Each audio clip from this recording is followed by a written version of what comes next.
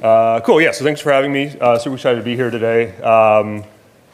I think this might be the only talk where I convince you, or where a speaker tries to convince you to write less Python. And so if by the end of this you feel you can maybe start writing some components of your software in Rust to augment the code you have in Python, I think that'll be a great outcome. So yeah, just briefly, as Wendy said, name is Trent, principal at a company called WhereTrue Technologies. So we build what's effectively like specialized OLAP database for bioinformatics use cases. So you can imagine if you're working in like a domain that's relevant to bioinformatics, you might want a database that knows how to work with, say, sequences or gene annotations or other sort of workflows that are germane to that field. Some of the stuff we talk about is very relevant to other fields as well. It's really popular right now, for example, to write like GIS software in Rust and then use it from Python, because you can get some of the speed from Python, but then have it be more accessible and easy to use in Rust. So here's just as a quick example sort of what this looks like, the software that folks use from us. So this is a case where you're like creating a session to a local OLAP database. So folks have used like DuckDB is a good example of that, or like SQLite, these sort of like local embedded databases. Yeah, can create a table in S3 that's backed by a custom file format that the OLAP database knows how to use. And then you can run select statements or other sort of SQL statements directly on bioinformatic files and process them with sort of relational algebra constructs. And then say push it to Polaris. So again, your sort of data scientist, bench scientist, et cetera, who knows Python can then use your code, but has access to the speed that Rust gives you. So if you're not super familiar, actually, there's like a pretty good chance you are using Rust in Python already. There are several really popular libraries that basically leverage Rust on the backend to give it performance, and then once you have a really performant library, speed isn't the only thing, obviously, but all else equals, like, it's better to go faster. Polaris is maybe a really good example for folks who are familiar with data science. So one of the things that Polaris has been able to do is, again, leverage Rust to have really good speed, really good performance relative to some of the other data frame libraries that exist in Python. And so, like you can see here, this is just some kind of random benchmark that they have. Well, it's on the TPCH, which is like a standard database benchmark. And for this query, Polaris can move through about 11 seconds, and then takes pandas, in the order of about 360-ish seconds. So like a really nice performance speed up that you can get by using Rust under the hood, but then again have a good user experience delivered back to the folks that are writing Python. Pydantic is another really good example. So again, using sort of Rust on the back end for speed, and then Pydantic is obviously a really nice library to make sure as you're accepting data in from other folks, you can validate it and then sort of treat it as proper types downstream in your Python code. Another really good example, and this is the last one, is Rough, right? So people might be familiar with Rough. These are these sort of like auto linters, auto formatters that are popular in Python that other languages just have built in. But yeah, you can see here Rust or Rough is quite a bit faster, which plays a big role in its popularity. Again, if you're running CI and doing these tests, you want it to be fast, both because it's cheap and you want a quick development turnaround time. Yeah, so again, just I guess to summarize quickly before we get into some of the agenda and some of the examples. So I'm not going to give any like detailed benchmarks. You can sort of see it from the code and see it from what people are using, say in Polaris or in Rough, that there is a good speed improvement. And it's, of course, really easy to manipulate benchmarks. So we can use some of the public benchmarks and people just using like the popular libraries and see that there is a good performance increase. I'm going to try to convince you that in most cases, it's actually not that hard to write. I think Rust can, and as you get more complex, it can be a complex language, especially if you're coming from Python where memory management is just sort of done for you. But it can be, I think, relatively easy to manage especially in the simple cases. And you'll sort of see some hints of where it gets a little bit more complex as we go along. And then one of the, I think, the great things that maybe sets writing Python and Rust apart, say, from writing like C++ extensions or Python or those things, is it's actually quite easy to distribute code that you've written to other people, right? So this is like, it's like great that you wrote some code that's really fast for you. It's more though, can you deliver that code to your end users either in the form of like Python packages, sort of wheels on PyPI, or maybe like built executables or those sorts of things. But yeah, and then again, just a warning, yeah, Rust is a more complex language than Python, right? So like there's no memory management that you have to worry about in Python. Rust is good because it yells at you before you make memory management errors versus something like C, which just sort of lets you do it and then blows up on the back end. So it's unforgiving in your editor, but if you get it out of the editor and compile, you should be in good shape. But again, it is a more unforgiving language than Python. Okay, so here's sort of the agenda for the rest of the talk.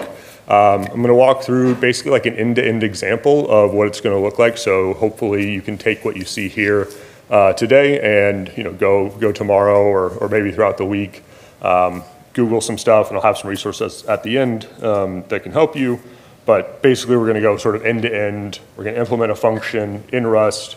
We're going to attach it to a module, and then we're going to see how we can call that on the Python side to actually use it. And then we're going to touch on a couple of the particulars that make that end-to-end example work.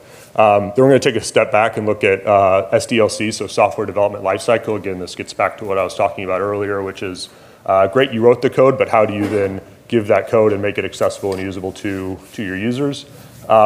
One of the things I am particularly interested in, and I think the sort of marriage between Rust and Python can be really good, are for like data engineering tasks.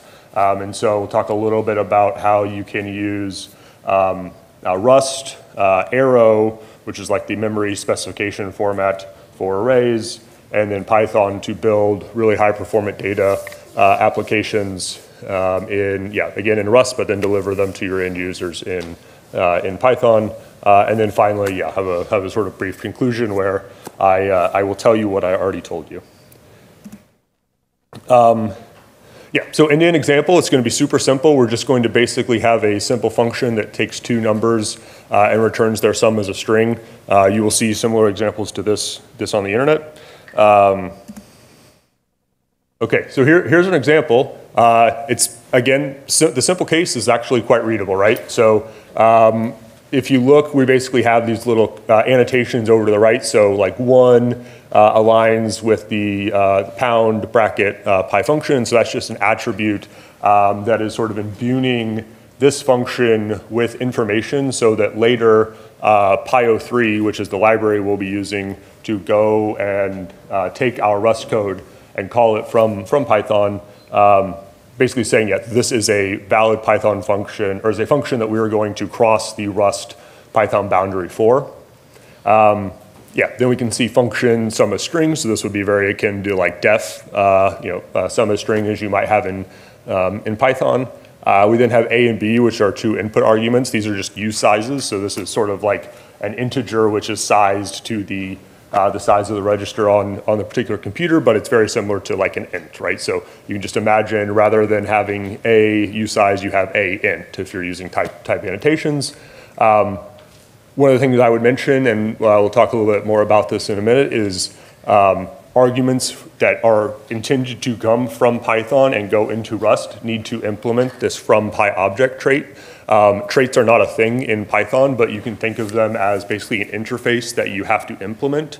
And if you implement that interface, then code which knows how to work with traits that, from PyObjects, it knows how to use those things later. And so we'll see a more complex example of that. It actually aligns really nicely with the Dunder talk from earlier. This actually happens to be quite easy in this case because we're working with we're only working with a usize. And a usize is sort of, in Rust land, it's called a copy type because it's so common and so popular and so easy to represent in memory. It's easily copyable, and so we yeah, basically from PyObject is implemented for us in that case by the Py03 library. So there's nothing special we have to do, but we'll see an example later where we do have to do something special.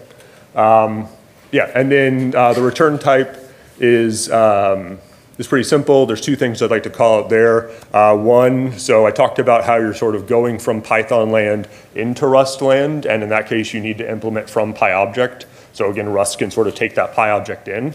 And then you're sort of like doing computation in Rust, and you have to push it back across the Rust to Python boundary. And in that case, you have to implement into PyObject, right? So from PyObject into PyObject. And again, for simple types, Py03 does a really nice job of implementing a lot of, implementing that into PyObject trait for a lot of the types you would see. So here we just have string, which again is going to show up all over the place. And thankfully, because it does show up all over the place, people have done that work for us. We'll look a little bit more at results in a moment. So another sort of slight difference between Rust and Python is the nature of error handling, right? So if you're writing code in Python, you might like throw an exception or raise an exception, and then you sort of might catch it later.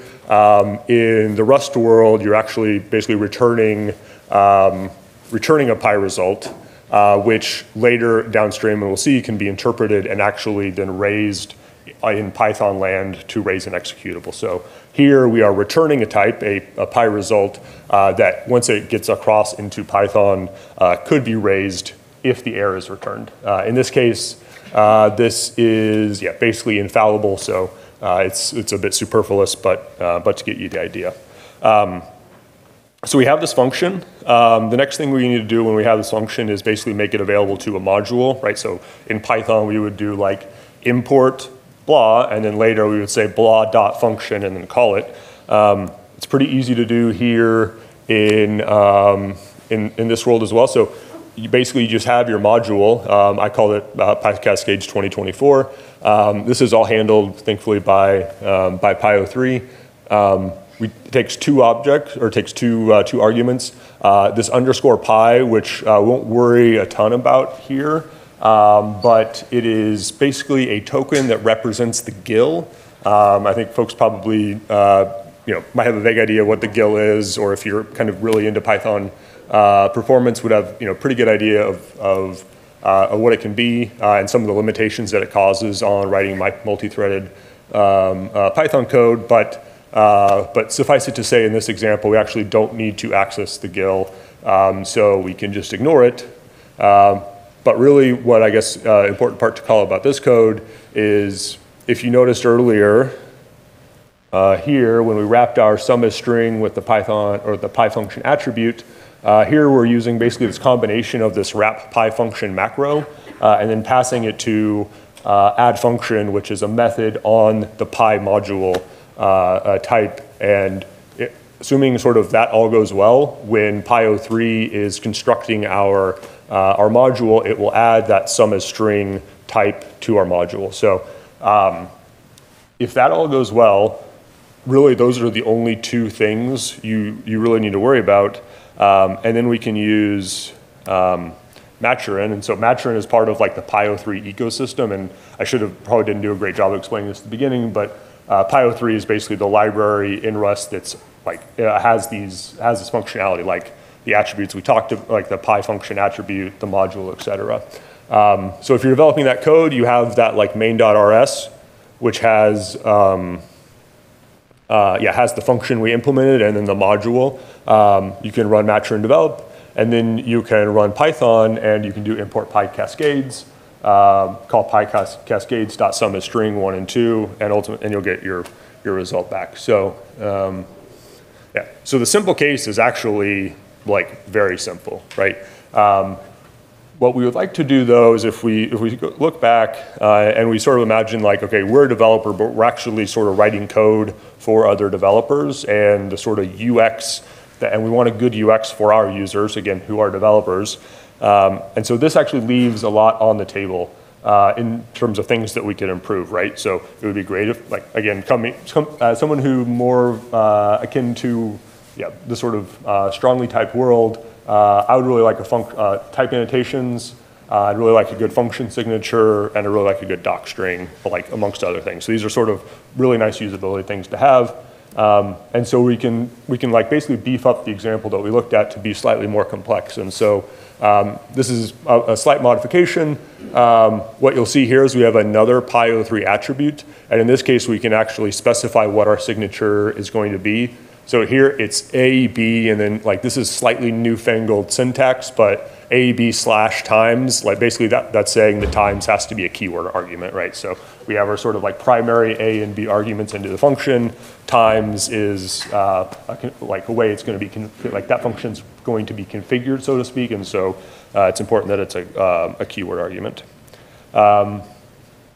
Let's see what else. Yeah, so we have error handling. So you can see a good example here. If times is less than 1, we're actually going to return an error type, which is going to be a Py value error. So a lot of the standard exceptions that show up in Python are implemented or have basically like analogous errors. They're actually structs here that you return, and you return a new error.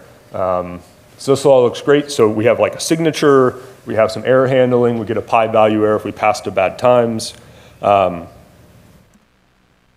Right, so that all looks good. So we call it with a valid times, we get our result back. We call it with a 0 times argument. We can see that we basically we're raising a value error as it's coming back from Rust into Python.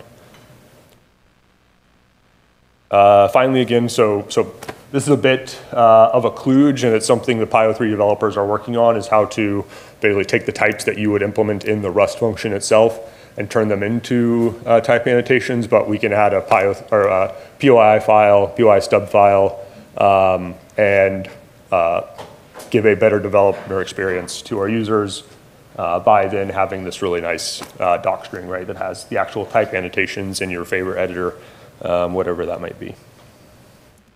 So a couple like more complex things. We talked a little bit about sort of from PyObject, and in the Dr. Seuss Dunder method talk, he showed an example of like a container. So like Dunder get item, and so that, if you notice, that had basically a type annotation that was int. It was a union type between an int and a slice. And this is basically the Rust equivalent of that. So you have int or slice, you have an int32, or you have a slice. This is where things get slightly more complex, as I was talking about, with representing the GIL and the lifetimes of the GIL. Int is still a copy type, so that's really easy to work with. It's just an int32. But a PySlice can sort of grow. It's not its type.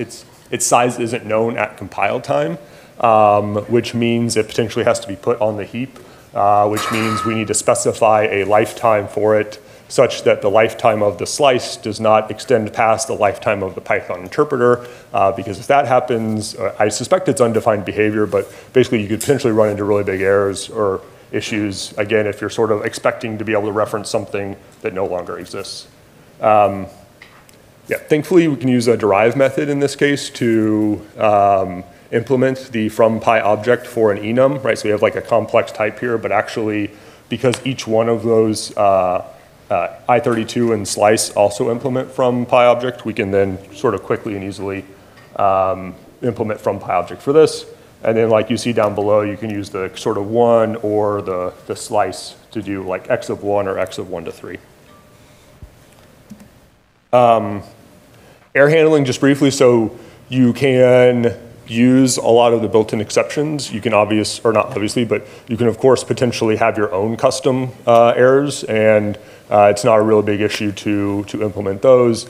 You basically just need to implement this from trait so that you can say from custom IO error, be able to turn that into a standard Py error, and then you can again cross the Rust to Python boundary. Okay, going to show a little bit more examples. I want to move a little bit quicker. But happy to talk about any of this later if you're interested. So this is what a class looks like. So we can see basically it looks a lot like a Python class, or I think it's not too dissimilar, right? So we have a struct which has a, so that's basically one of its attributes. We're going to decorate it with this PyClass attribute.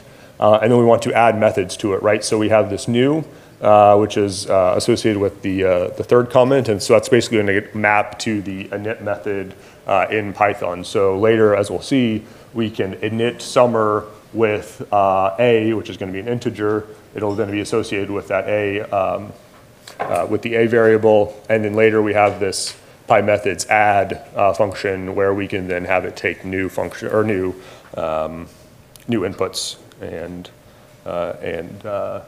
yeah, and basically do what we did with that function, but do it with this class. Yeah, and so again, really basic, right? So now we have classes which are slightly more complex. Okay, so SDLC. So again, we say we have our class or we have our methods and we're happy with them. We actually need to ship them.